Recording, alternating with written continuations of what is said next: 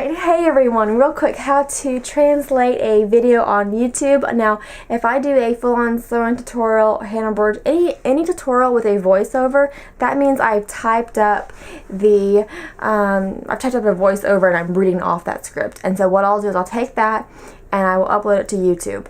So all of my little anyhoos and kind of like made up English, whatever you want to call it, slang, will be in that transcript. If it's a sit-down video like this where I don't have a voiceover, I don't do a transcript, but YouTube will guess what I'm saying. So either way, what you can do to translate into your own language is that you can turn on those closed captions. Just turn them on, they'll go to English by default. Then what you can do is go over to the gear and go to the gear and you'll see where it's selected on English by auto-generate or what's that word? Your mother's brain just went dead.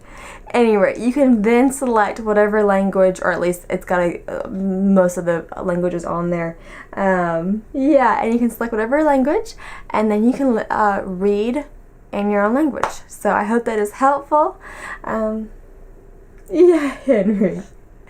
If you have any questions, leave them in the comments below and I'll do my best to answer them. And as always, I appreciate y'all for watching and I hope to catch y'all next time. Mwah!